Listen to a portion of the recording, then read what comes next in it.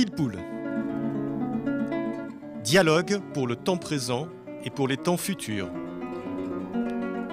Une émission de Marc Wielinski, tous les dimanches de 13h à 14h sur RCJ. Où va notre monde? Comment mieux le comprendre? Que puis-je faire pour l'améliorer? Que m'est-il permis d'espérer? Une émission proposée avec la Fondation du judaïsme français. 01 53 59 47 47. Aujourd'hui, Histoire juive de la France, deuxième partie, avec Sonia Felous et Mathias Dreyfus.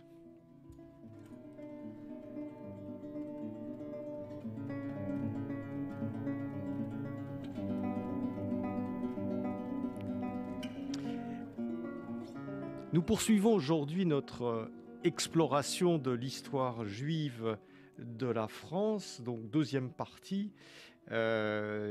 Cette histoire juive de la France qui est parue il y a quelques semaines aux éditions Albin Michel sous la direction de Sylvie Anne Goldberg. Et nous recevons aujourd'hui pour parler de la section, de la séquence qui se situe entre, en gros, le Moyen-Âge et la Révolution française, puisque dimanche dernier, nous avons évoqué avec Sylvie Anne Goldberg la partie qui va des origines de la France, l'arrivée des Juifs dans ce qui est actuellement le territoire de la France, antérieurement au christianisme, bien sûr, parce que, et pour cause le christianisme n'existait pas encore à cette époque romaine, jusqu'à la période du Moyen-Âge. Nous allons repartir d'ici aujourd'hui donc avec vous, Sonia Felous. Sonia, vous êtes historienne, docteur en sciences religieuses, chargée de recherche au CNRS, spécialiste de l'iconographie biblique et de l'herméneutique rabbinique, et spécialiste aussi des manuscrits hébraïques du Moyen-Âge. Oui, merci, bonjour. Et Mathias Dreyfus, bonjour Mathias. Bonjour. Vous avez participé, vous aussi, à ce grand livre, puisqu'il y a, je crois, dans ce livre monumental, Histoire juive de la France, il y a, je crois, près de 200 participants, enfin quelque chose d'assez extraordinaire. Donc vous êtes deux contributeurs de ce livre. Et vous, donc Mathias, vous êtes vous aussi historien, chercheur associé à l'EHESS, et vous êtes aussi directeur général adjoint de la délégation interministérielle à la lutte contre le racisme, l'antisémitisme et la haine anti-LGBT. Et vous êtes spécialiste aussi de l'historiographie des Juifs de France. Alors, nous reprenons un peu à cette période du Moyen-Âge. Nous sommes arrivés à la fin de... Bon, on pourrait appeler ça l'âge d'or des Juifs de France. Alors, la Sonia fait la moue tout de suite parce qu'on a vu avec Sylvie la semaine dernière à quel point cet âge d'or était compliqué à vivre pour les Juifs. Bon, en tout cas, intellectuellement, des périodes dans plusieurs régions de France qui ont été des périodes de très haut développement au niveau du judaïsme, de la spiritualité juive, de la science juive, de la religion juive, etc. Et aujourd'hui, on va faire quelque chose d'un petit peu plus géographique. Donc, les Juifs sont exclus du royaume de France par Philippe le Bel en 1306. Quelle est la situation en fait des Juifs de France à ce moment? Où est-ce qu'ils vivent? Quelle trace est-ce qu'on a de ces Juifs du Moyen-Âge? Bon, alors, il faut bien comprendre que le royaume de France au Moyen-Âge n'est pas l'hexagone d'aujourd'hui. Donc les Juifs du roi de France vivent principalement à Paris, en particulier depuis 1270 où ils sont interdits de vivre dans les villages, et donc ils s'urbanisent de plus en plus. Beaucoup en Normandie, à Paris, autour de Paris, il y a une présence très importante, et puis il y en a un peu partout sur le territoire français, puisque dans le comtat vénessin, dans le sud de la France qui appartient au royaume de Majorque jusqu'au XIVe siècle. Enfin, ils sont dispersés sur le territoire actuel de la France, à peu près de manière égale, sauf qu'il y en a peut-être un peu moins en Bretagne, encore que. On sait qu'à Rennes, il y en avait aussi. On a dénombré Gérard Naon a dénombré quelques 120 cimetières juifs au Moyen-Âge en France, dont on a aujourd'hui la trace de 41 ou 43 d'entre eux.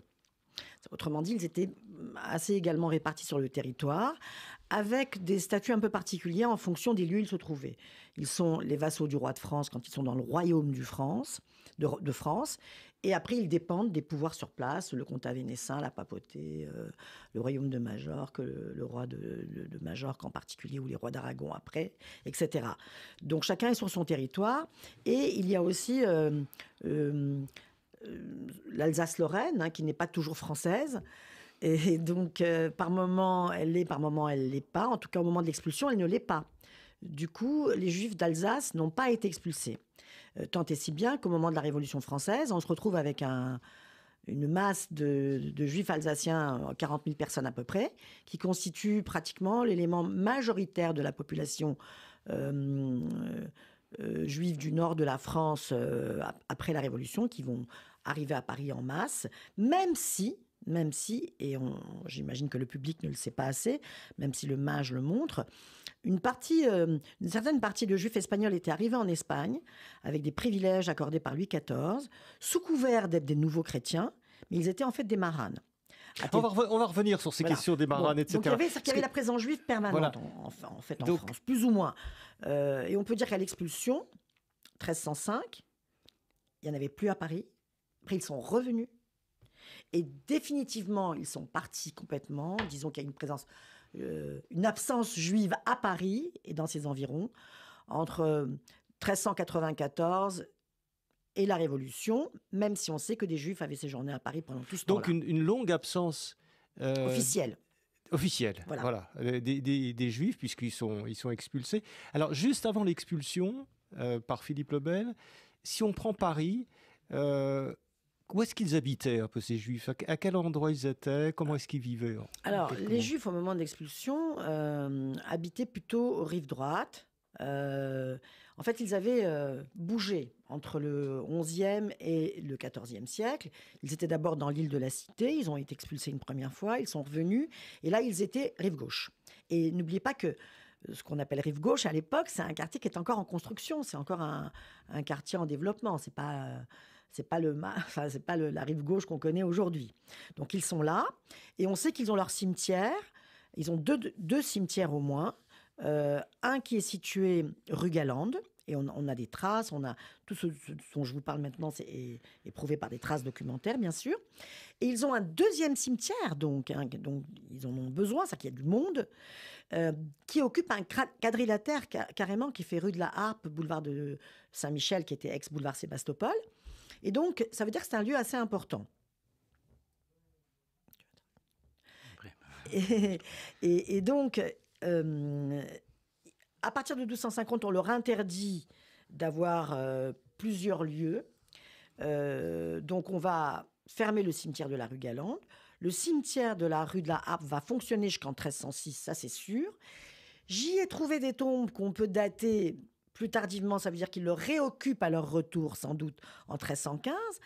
Mais au moment où ils reviennent après 1315, ils s'installent plutôt du côté de la rue des Rosiers, anciennement appelée rue des Jardins. Rue des Archives, ils sont par là, en fait, où ils vont revenir après au XXe siècle et après la Révolution. Et là, ils ont sans doute un autre cimetière, puisqu'on a retrouvé, il y a quelques années, une tombe dans une cave de la rue... La Tacherie, je crois. De la Tacherie. Non. Près de l'hôtel de ville. Près de l'hôtel de ville, ils ont retrouvé, il y a une pierre tombale, alors la seule qui soit vraiment décorée avec une architecture, un arc trilobé gothique, qui date de 1265. C'est la tombe d'une femme qui s'appelle Floria, d'ailleurs, et non pas Sarah ou Myriam. Voilà. Donc voilà où ils sont géographiquement. Ils n'ont pas arrêté d'être expulsés, de revenir. Donc ils sont expulsés en 1306, ils reviennent dans les années 1380. Non, 1315. 1315, ils arrivent. Et ils existent d'exister plus ou moins jusqu'à pendant cette époque-là. Et puis il y a des pogroms à ce moment-là. Alors il y a un pogrom assez inconnu, qui est le pogrom lors de la révolte des Maillets, qui a lieu en 1382 à la... comment dire, à l'occasion d'une révolte populaire contre la hausse du prix du pain, comme chaque fois d'ailleurs. Hein, c'est jamais contre les Juifs tout de suite, c'est toujours à cause d'une mesure prise qui indispose le peuple et qui va se venger sur le Juif, hein, puisque c'est le rôle du Juif dans la société urbaine est quand même assez stigmatisé au Moyen-Âge.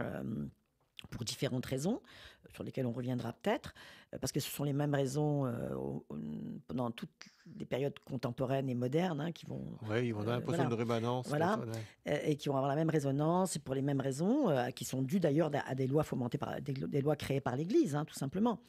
Donc c'est cette révolte de la rue des Maillets, des Maillets, c'est-à-dire la révolte du peuple qui... pourquoi des Maillets ? Parce que le peuple savait qu'on a livré une cargaison de maillets dans une des casernes. Ils ont pris la caserne d'assaut, ils ont pris ces maillets, c'est pour ça qu'on appelle la révolte des Maillets, et ils sont descendus dans les rues. Et en passant, ils sont passés dans le quartier juif pour récupérer l'argent, les objets qu'ils avaient déposés chez des prêteurs juifs notamment.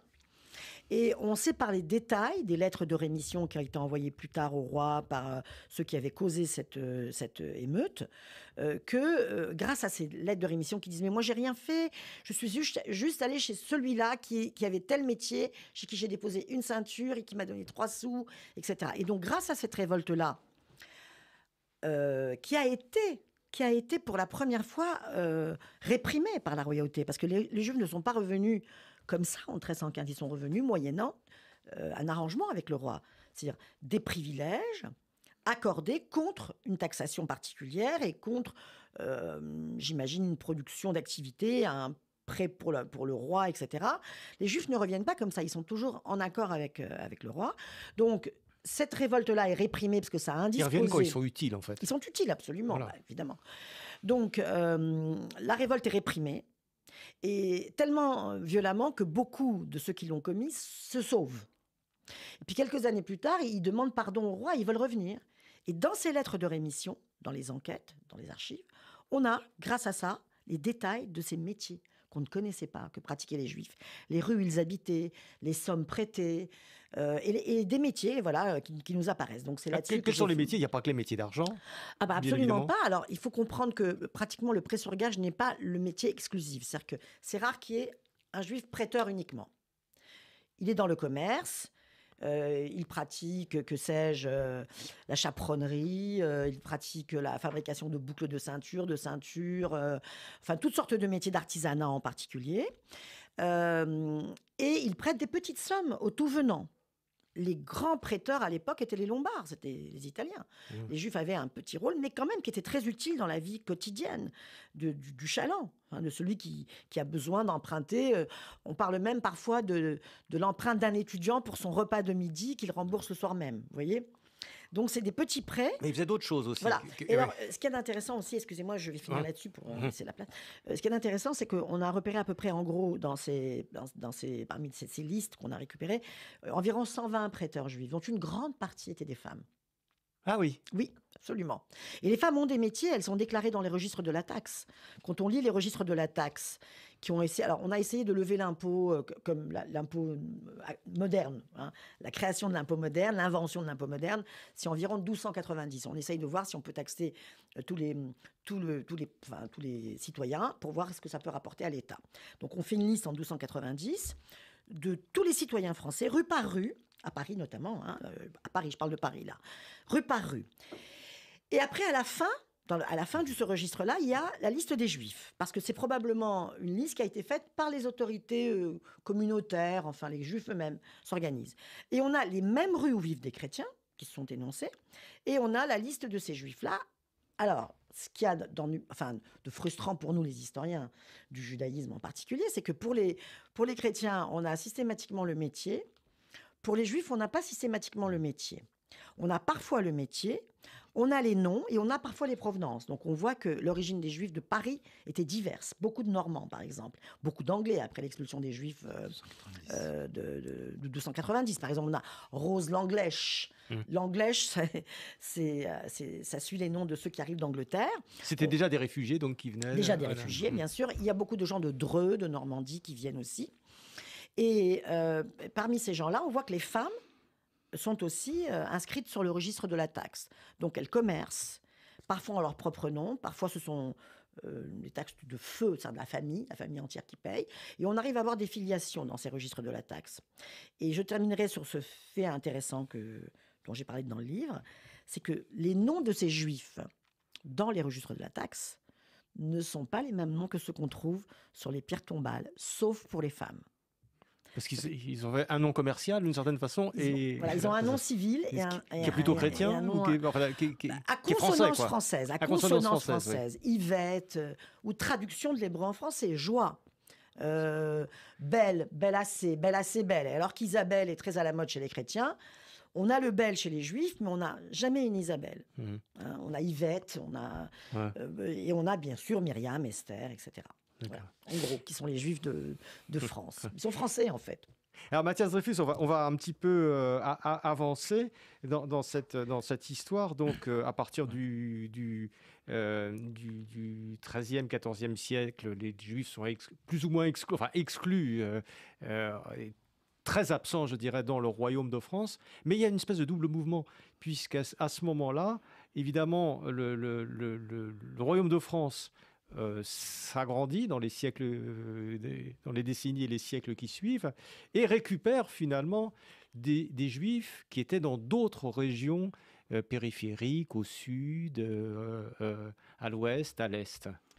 Alors oui, effectivement, comme vous le dites bien, c'est un double mouvement et comme l'a rappelé à l'instant Sonia, ce document tout à fait exceptionnel, alors qui a été redécouvert au XIXe siècle, qui est le rôle de la taille de Paris. Il y en a eu plusieurs, effectivement, à partir de 1292 et qui montre déjà ces mouvements de migration, puisque, effectivement, on retrouve dans cette liste aussi des Juifs qui viennent d'Angleterre.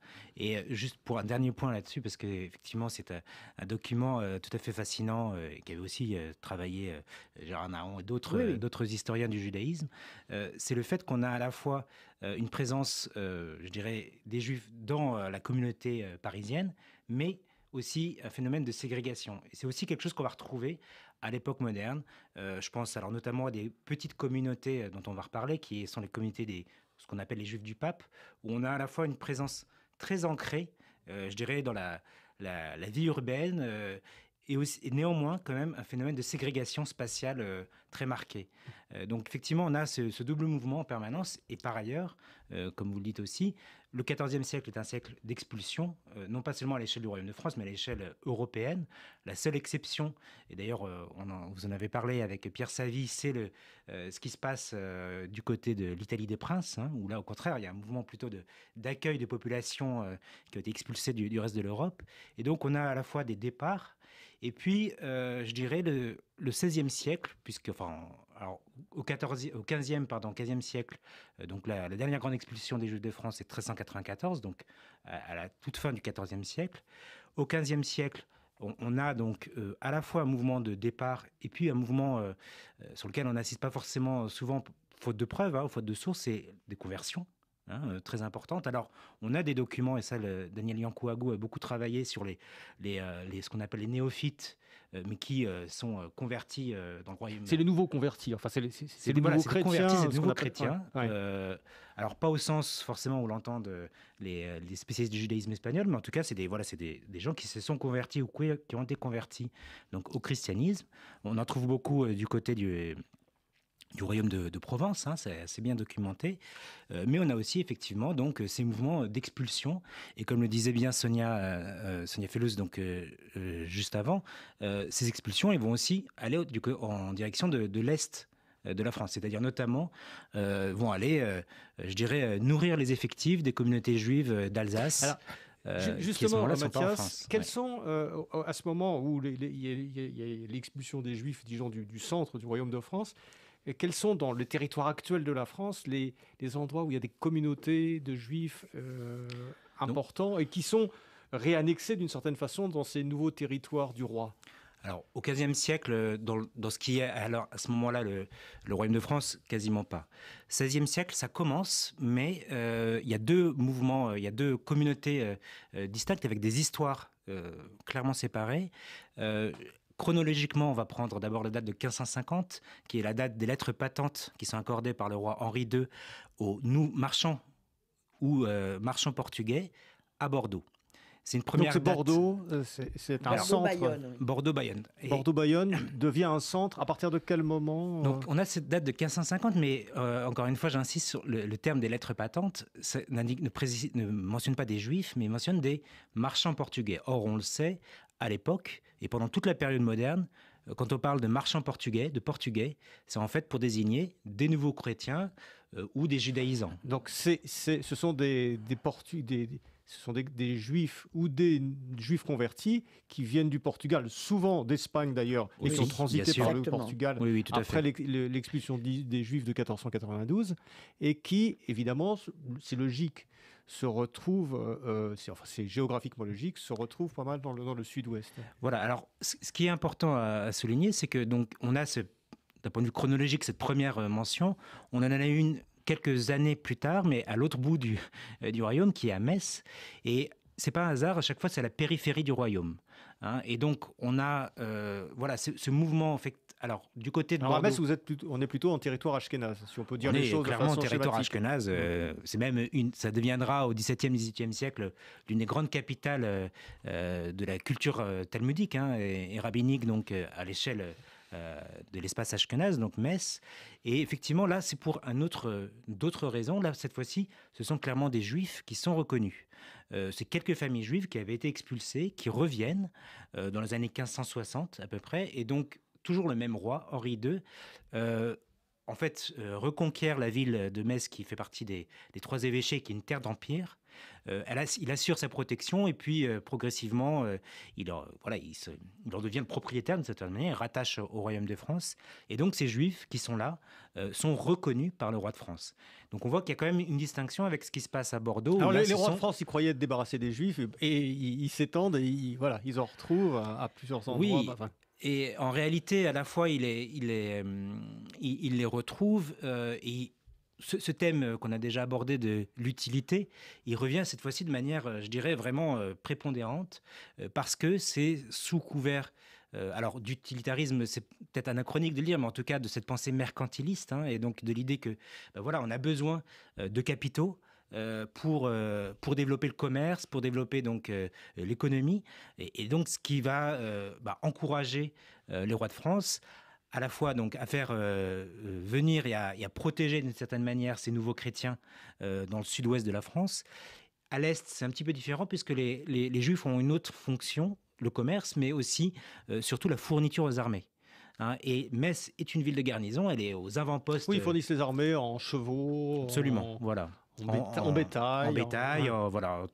Aussi, ils hébergent les garnisons, donc il y a toute une économie. Une tradition qui a duré jusqu'au 19e siècle en Alsace. Absolument, oui. Parmi mes ancêtres alsaciens, il y a des marchands de bestiaux, marchands de biens. C'est vraiment un des métiers traditionnels des Juifs de l'Est de la France, absolument. Ouais. Alors, on a parlé de cette région de Bordeaux, on y reviendra, Bordeaux, Bayonne, de l'Est. Il faut aussi parler des Juifs du Pape, enfin du comte vénessin. Ceux-là ne sont pas touchés par les expulsions du XIVe siècle. Alors, pas directement. En tout pas cas. directement. Il y a d'ailleurs David Emano qui fait le chapitre sur les Juifs du Pape dans l'encyclopédie, le rappelle bien, mais il y a au milieu du XIVe siècle une brève expulsion. Il s'appuie sur les travaux d'une historienne qui est Valérie Théis, qui a travaillé sur cette petite expulsion, mais c'est vraiment micro. Effectivement, le cas des Juifs du Pape est un cas très spécifique à l'échelle du Royaume de France, puisque c'est le cas d'une continuité depuis le Moyen-Âge, depuis le XIIe, XIIIe siècle, jusqu'à la Révolution française. Et c'est aussi une forme de cas à part à l'échelle du Royaume de France, mais qui les rattache aussi à la situation des Juifs d'Italie, où on a cette question de la permanence, avec des expulsions locales, mais pas d'expulsions générales. Et donc, on a effectivement cette situation. L'intérêt, et je dirais, c'est aussi ce qu'on retrouve du côté de Bordeaux, du côté de Metz, etc., c'est que c'est des histoires qui se jouent à plusieurs échelles. À la fois à l'échelle du Royaume de France, mais aussi à des échelles, je dirais, transnationales. Le lien des Juifs du pape, il se fait avec effectivement ce qui se passe dans les États du pape en Italie, mais avec quand même quelques adaptations, et ça David Emano le rappelle bien. Par exemple, les bulles papales qui obligent les Juifs, à partir du XVe siècle, XVIe siècle, à créer des ghettos, comme le ghetto de Venise ou le ghetto de Rome, n'est pas appliqué de la manière aussi stricte dans le comté vénétien et à Avignon. Oui, parce que c'est effectivement, on les contraint peu à peu à vivre dans des ghettos, dans 4 villes principales, qui sont Avignon, l'Île-sur-Sorgue, Cavaillon et Carpentras. Pernes-les-Fontaines. Il y a un ghetto où on bouche les fenêtres qui donnent côté chrétien, c'est-à-dire que c'est un quadrilatère, et on les oblige à fermer les fenêtres qui donnaient sur les rues où habitaient des chrétiens. Et on a trouvé 3 mikvaot autour de cette place-là, c'est quand même énorme. Ça, on en parle pas, c'est nouveau, ça, par exemple. Voilà, l'archéologie juive en France se développe et on apprend beaucoup, beaucoup de choses. Effectivement, les textes officiels parlent toujours des 4 communautés, mais il y a effectivement d'autres plus petites communautés qui sont, dont effectivement l'archéologie aujourd'hui permet de rappeler la présence. Mais on a l'impression que les Juifs dans le royaume français de cette époque, à partir de la Renaissance, et je dirais jusqu'à la Révolution, d'une certaine façon, ils ne se mêlent plus, ils ne sont plus mélangés à la population comme ils l'étaient au Moyen-Âge. On les tolère s'ils sont utiles et s'ils vivent d'une certaine façon, je schématise, mais de façon séparée du reste de la population. Je pense que, il me semble important, et ça c'est un point, je pense, on pourrait y revenir, sur le fait que jusqu'à la Révolution française, ce sont des histoires profondément séparées. On ne peut absolument pas mettre, et les premiers qui seraient choqués de le faire, ce seraient les Juifs de Bordeaux, par exemple, de les mettre sur le même plan que les Juifs qui vivent dans l'Alsace rurale à la même époque. C'est 2 mondes quasiment séparés. L'unification, elle se fera au moment de la Révolution française pour des raisons bien précises. Mais ce qui fait que ce qu'on observe, l'idée d'une séparation, et vous avez tout à fait raison, qu'on peut observer très bien dans l'Alsace rurale au XVIIe, XVIIIe siècle, c'est beaucoup moins le cas dans le sud-ouest, la côte aquitaine, ou à Bayonne et Bordeaux. Il y a tout un phénomène de rencontres avec les élites économiques locales, alors qu'ils ne sont pas forcément toujours apaisées. Il y a un point qui est important, on l'a un peu évoqué avec Sonia, mais c'est que les Juifs, et ça c'est une thèse, je dirais, transhistorique presque, ont un lien beaucoup plus privilégié avec les autorités royales qu'avec les autorités ou, je dirais, l'écosystème local. Ce qui fait qu'à Bordeaux, ils vont être en but à l'opposition des puissants marchands bordelais, etc. Donc il y aura une compétition féroce, mais qui n'empêchera pas quand même une forme d'intégration au XVIIIe siècle. Alors, par exemple, il y a aussi un cas qui est intéressant, c'est à Paris. On n'a pas de Juifs qui sont autorisés de résider et d'avoir des biens immeubles à Paris, contrairement à ce qu'on trouve à Bordeaux au XVIIIe siècle, où ils peuvent être propriétaires. Et on a à Paris des affaires dans les années 1760, là aussi des combats extrêmement virulents avec la corporation des marchands de Paris. Donc on a toujours cette ambivalence. Et encore une fois, on a des relations qui peuvent être parfois assez... Comment dire, évidemment, on est dans une société d'ordre, une société d'ancien régime, donc chacun reste bien à sa place. Et la frontière de la religion est extrêmement puissante, et je dirais d'autant plus avec les Juifs qui ne sont pas chrétiens. Avec les protestants, il peut y avoir des formes de... même si on a la révocation de l'édit de Nantes en 1685 qui complique très largement les choses, mais je dirais avec les Juifs, c'est encore pire. Et on le voit aussi du côté de la législation. Les formes d'ouverture, de tolérance, comme on peut dire au XVIIIe siècle envers les Juifs, elles vont arriver très tardivement. Sonia, oui, allez-y. Oui, je voulais dire quand même qu'on ne peut pas ignorer la présence quand même juive en France avant la Révolution, puisque d'abord il y a ces fameux marchands nouveaux chrétiens dont tout le monde sait qu'ils sont des Juifs, et qu'ils sont des marânes, enfin qu'ils pratiquent, qu'ils sont des judaïsants, et qui viennent évidemment parce qu'ils ont des fortunes à investir. Et d'ailleurs, ils vont booster, si je peux employer ce mot, l'économie pendant un certain temps. Je parle des Pereire, etc., qui ont participé à la construction des chemins de fer, etc., pour plus tard. Vraiment une grande activité commerciale qui est notable, hein. Et donc, ils sont en France, même si tout le monde sait qu'ils ne sont pas des vrais nouveaux chrétiens. Et là, déjà avant la Révolution, d'ailleurs, je pense que c'est à ce stade qu'on peut s'interroger sur le fameux concours avec l'abbé Grégoire. Qu'est-ce qui fait que les Juifs peuvent être plus heureux et plus utiles à la France? Ouais, ça, c'est la question qu'on se pose aux abords de la Révolution française. Oui, parce qu'on se dit, bon, ben, ils sont là, quoi. Alors, pourquoi autant qu'ils soient vraiment utiles à l'État, alors qu'ils l'étaient déjà, sinon ils n'auraient pas été là, parce qu'ils étaient là vraiment parce qu'ils étaient utiles. Ensuite, il ne faut pas oublier ces histoires d'aller-retour. Les Juifs, on a le cas avec le cimetière portugais, on sait que les Juifs sont à Paris, même s'ils n'ont pas le droit d'y être. Tant et si bien, c'est comme, vous savez, les cartes de séjour, là, on a le droit de résider 3 mois, mais on ne part pas après 3 mois. Ils sont là parce qu'ils commercent. En fait, ils sont là. Ils ne sont pas là officiellement, mais ils sont là. À tel point que quand un Juif mourait, à Paris, alors tout de suite, il fallait faire en sorte de montrer qu'il n'était que de passage. On le déménageait dans un hôtel, on le posait par terre, et on faisait croire qu'il ne résidait pas là, il était là par hasard. C'est comme ça qu'on a ouvert ce cimetière juif, qui n'était pas situé dans l'enceinte de Paris à l'époque, parce que la rue de Flandre était à l'extérieur de Paris, et qu'on enterrait là les Juifs, puisque les Juifs n'avaient pas d'existence officielle.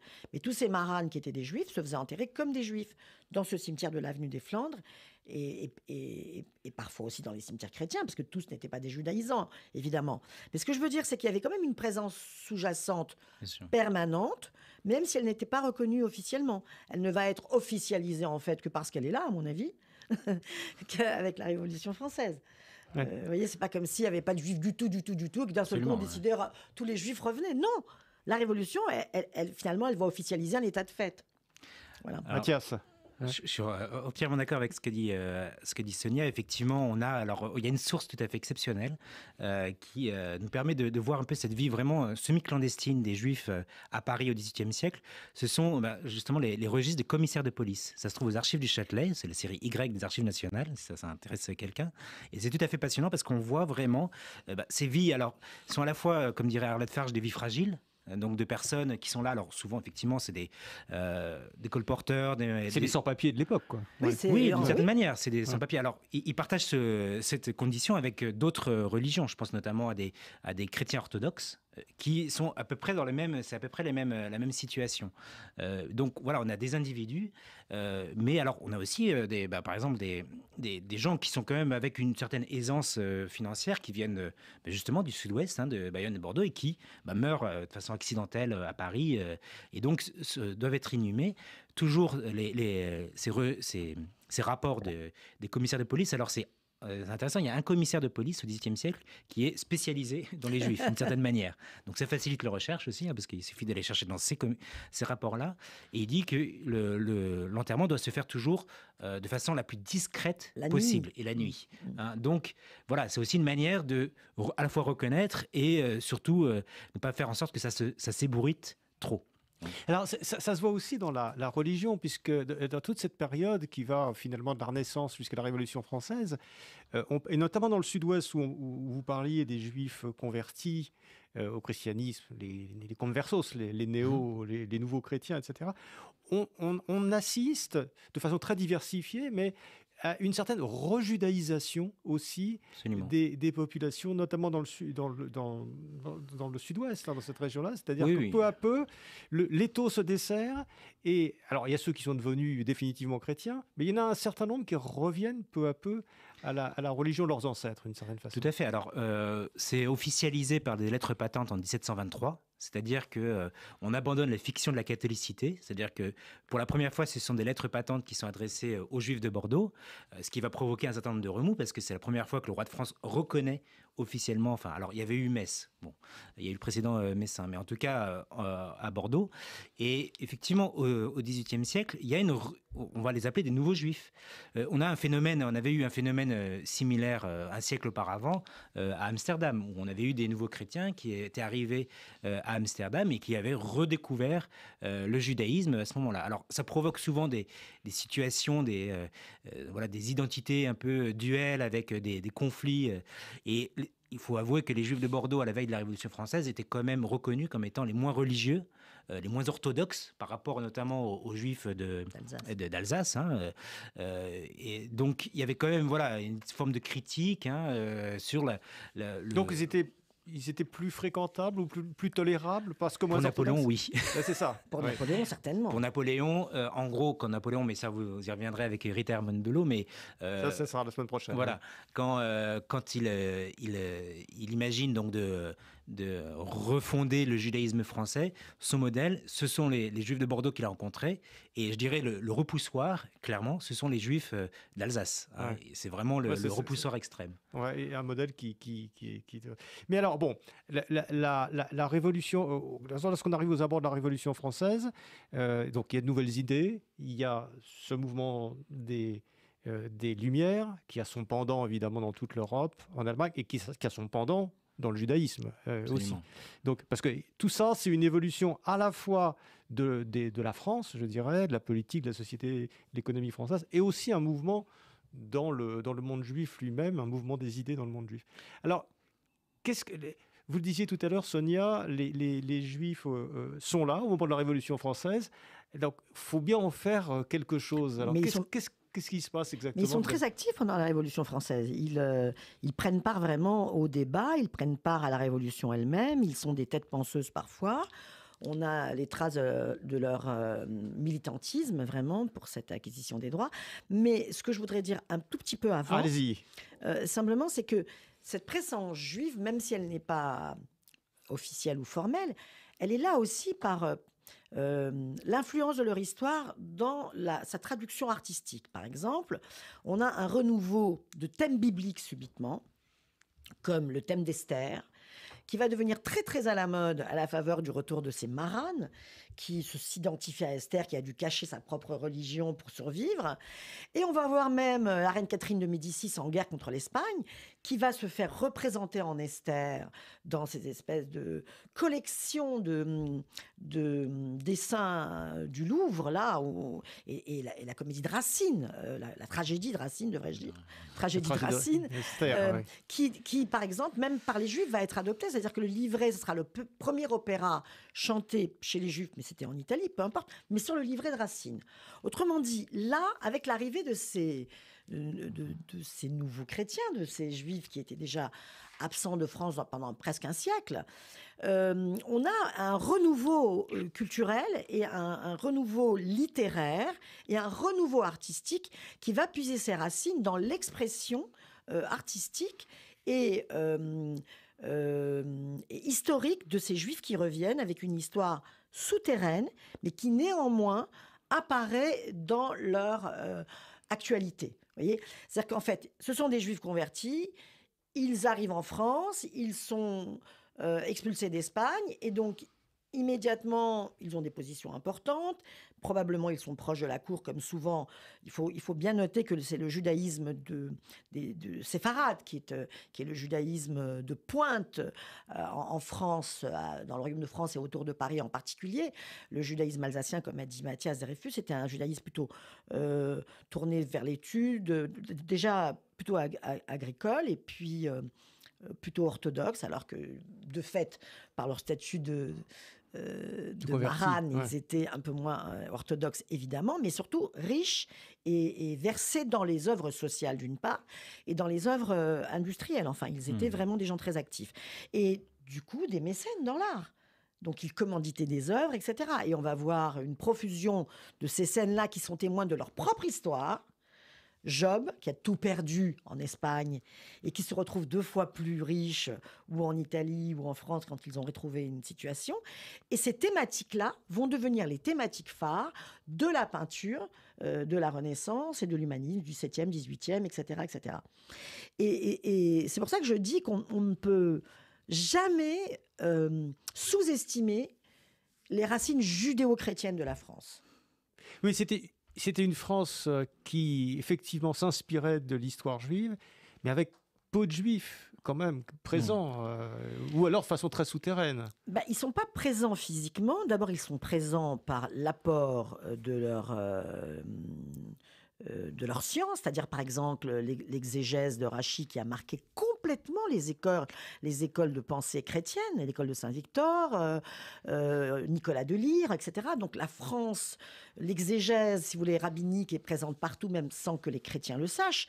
Il y a des retables, des tableaux, des peintures qui sont conformes au Midrash, qui véhiculent les thèmes de la littérature juive sans que certains le sachent. C'est encore pire en Espagne, enfin encore pire ou encore plus en Espagne. Et donc, ils sont là parce qu'ils ont beaucoup apporté à la France pendant un certain temps. Notamment, n'oubliez pas que c'est la Bible qui est le centre d'intérêt principal des intellectuels du Moyen-Âge. Et donc, la Bible ne peut pas se lire sans les érudits de l'hébreu. Et donc, on a complètement sous-estimé pendant très longtemps ce rôle des Juifs dans la formation de la culture française et de la culture occidentale chrétienne. Et donc, même quand ils ne sont pas là, ils sont là sous couvert d'être de nouveaux chrétiens, parce qu'ils ne disparaissent jamais complètement du paysage, et qu'en même temps, leur culture est une culture présente dans la formation de la culture chrétienne de l'Europe. Alors, Mathias Dreyfus. Oui, pour prolonger ce que dit Sonia Fellous, on a au XVIIe siècle un phénomène... Alors, je dirais que cette présence, en quelque sorte, elle s'est un peu métabolisée.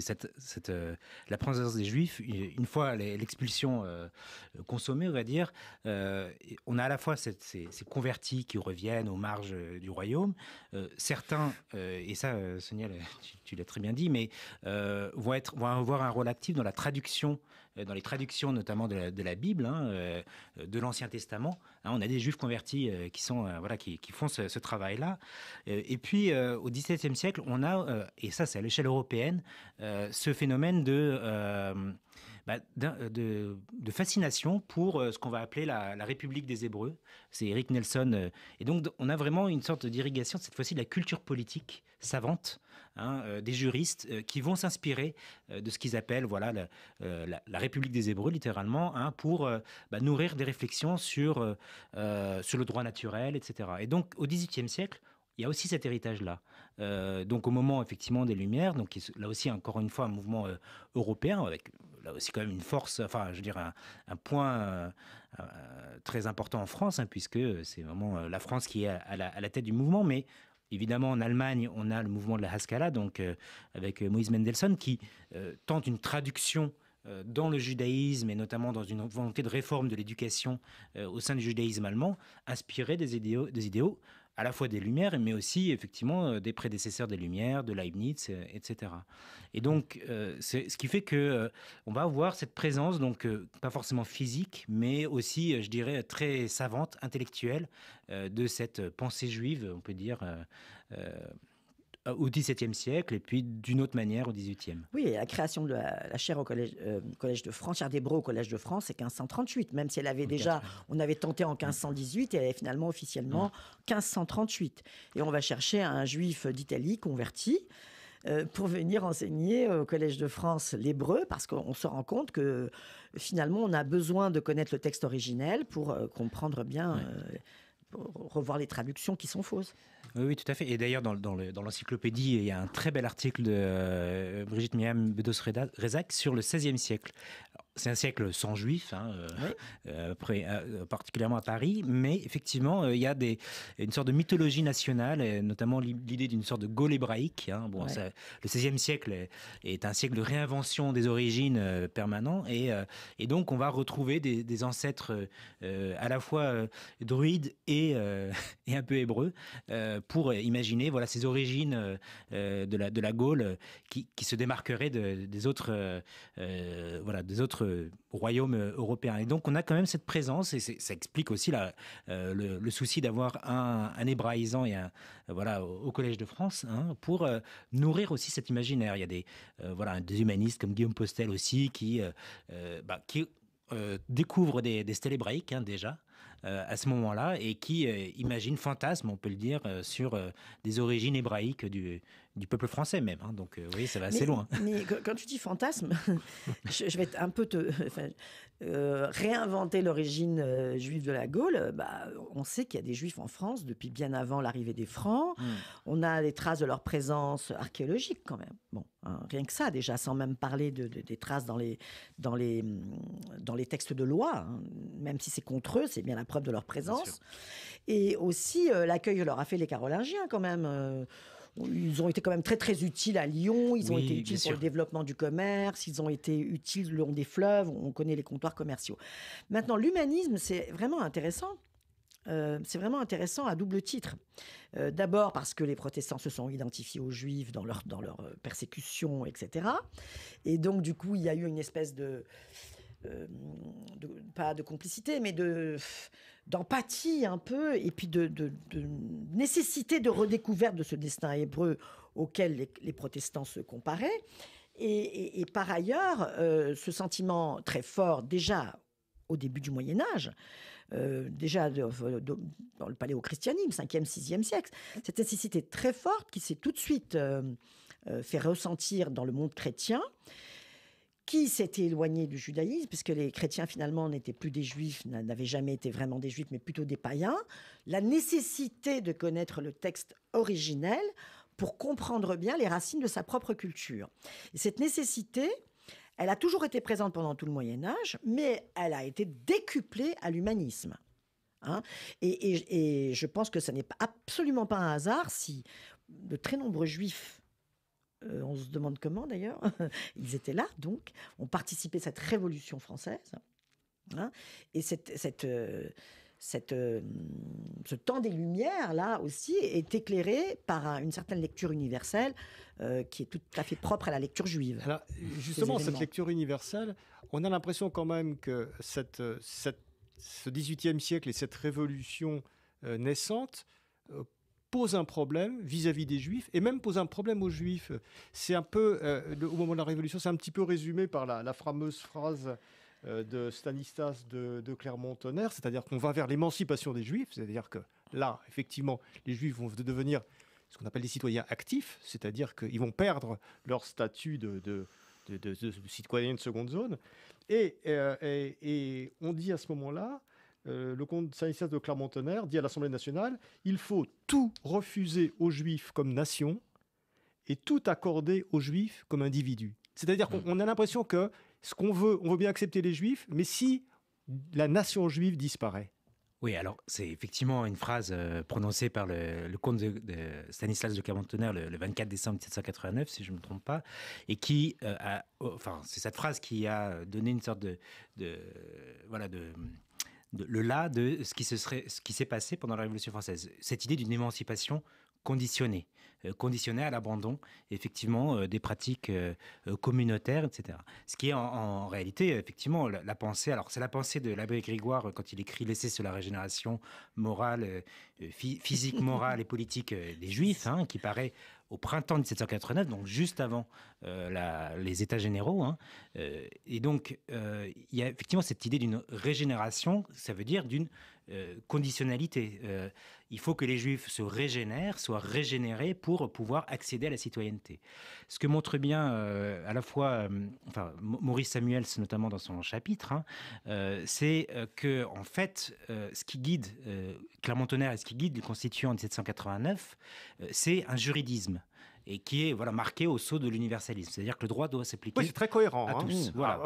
Ça, on a dans la Déclaration des droits de l'homme et du citoyen prononcé que les hommes naissent libres et égaux en droit, et donc on doit l'appliquer à toutes et à tous. Et donc il y a ce juridisme qui fait que finalement, même si ces idées de conditionnalité de l'émancipation, de ce qu'on appelle à l'époque la régénération des Juifs, sont très présentes, finalement, les constituants français vont décider que finalement, non, on émancipe de façon inconditionnelle. Alors, pas totalement conditionnelle, parce qu'il faut... Oui, ils se sont posé la question pendant un moment. Il y a eu une espèce de valse hésitation. Oui, qui sont liés, alors, en fait, au... D'ailleurs, on a émancipé les Juifs portugais avant les Juifs ashkénazes. Ça, c'est un point tout à fait important, parce que... C'est intéressant. C'est absolument intéressant. Et il y a des débats historiographiques autour de cette question de l'émancipation en deux temps. Ça, c'est Evelyne Ollier-Gross qui a beaucoup travaillé là-dessus. Mais ce qui concerne les Juifs de Bayonne et de Bordeaux, en réalité, français, on peut estimer que ce n'est pas véritablement une émancipation. En tout cas, eux ne le vivaient pas du tout comme une reconnaissance, enfin, comme une émancipation des droits, mais comme le rétablissement de droits qu'ils avaient perdus. Parce qu'il faut savoir que les Juifs de Bayonne et de Bordeaux disposaient de lettres patentes qui leur accordaient des droits tout à fait importants. À la fin du XVIIIe siècle, le droit de posséder des biens meubles et immeubles à Bayonne et à Bordeaux, alors dans un espace circonscrit, mais voilà, et puis tout un ensemble de droits, de liberté de commerce, etc., qu'ils perdent au moment où, à l'été 1789, les constituants décident de suspendre la question, enfin l'application de la Déclaration des droits de l'homme et des citoyens aux Juifs. Et quand ils disent aux Juifs, c'est aux Juifs, à tous les Juifs du Royaume de France. Et c'est bien là où on voit qu'il y a vraiment des histoires très séparées entre les Juifs de Bayonne et de Bordeaux et les Juifs de l'Est de la France, parce que les Juifs de Bayonne et de Bordeaux avaient des droits, jusque-là, ce qu'on pourrait appeler des privilèges en réalité. Mais ils en disposaient, et leur combat va être de 1789 jusqu'à 1790, ce qu'on pourrait appeler un lobbying, c'est comme ça que Eline Honnel-Gross l'appelle, et elle a tout à fait raison, un lobbying actif de ces Juifs de Bayonne et de Bordeaux auprès des députés de la Constituante pour rétablir des droits. En revanche, pour les Juifs d'Alsace et de l'Est de la France de manière plus générale, là, ce sera vraiment une reconnaissance de droits pour la plupart, dont ils ne disposaient pas. Alors, Sonia Fallouz, il nous reste juste quelques minutes, mais on a l'impression aussi, en lisant ces pages, je rappelle, de l'histoire juive de la France, donc, qui est paru chez Albin Michel, au moment de la communauté, de l'arrivée de la Révolution française, qu'effectivement, il y a aussi du côté juif des choses à perdre, puisque d'une certaine façon, les constituants disent vous êtes des hommes comme les autres, donc tribunaux rabbiniques, les machins, les trucs, toutes vos spécificités, vous les mettez de côté, tous les hommes sont égaux. Et là, ils ont des choses à perdre aussi, ou du moins des choses qui... D'abord, ils sont craintifs, ils n'ont pas l'habitude et ils sont très méfiants. Dans un premier temps, ils vont mettre presque un siècle ça, on comprend. à réaliser que il faudra Napoléon, il faudra des déclarations d'ailleurs même importantes de Napoléon sur les Juifs, qui étaient très philosémites, pourrais-je dire, enfin par intérêt. On a la conscription, on a tout ça, mais enfin qui a fait des déclarations qui ont apaisé un peu certaines angoisses, disons. Mais en effet, ils ont eu... peur de l'inconnu et puis de l'insécurité dans laquelle ils ont vécu depuis des siècles. Donc cette révolution, qu'est-ce qu'elle allait leur enlever plutôt que qu'est-ce qu'elle allait leur apporter, évidemment. Ça a été un premier état. Mais il y a une partie de la population qui, au contraire, elle s'est complètement plongée dans ce mouvement-là et s'est battue corps et âme pour, en effet, établir une égalité, enfin devenir un juif, un homme universel, quoi, pas seulement un juif, un citoyen à part égale. Et je pense que les juifs ont bénéficié de ce statut pendant un certain temps, dans certains endroits, même quand ils étaient toujours les vassaux de leur roi, mais ils avaient une vie quasi citoyenne, vivable pendant un certain temps. Et là, pendant la Révolution, il n'y a que toujours pareil, c'est les idéalistes qui rentrent dans la brèche et ceux qui se rappellent de l'histoire et qui se disent « attention, attention ». Qu'est-ce que ça va nous rapporter et qu'est-ce qu'on va perdre ?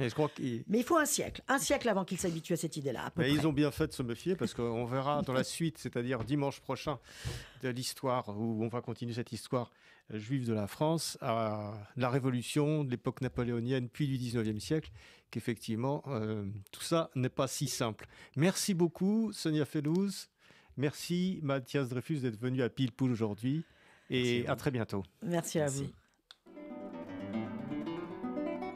C'était Pile Poule, une émission de Marc Wielinski, que vous pouvez retrouver en podcast sur le site de Radio RCJ et sur les différentes plateformes, ainsi que sur YouTube. À dimanche prochain, 13h. Une émission proposée avec la Fondation du judaïsme français, 01 53 59 47 47.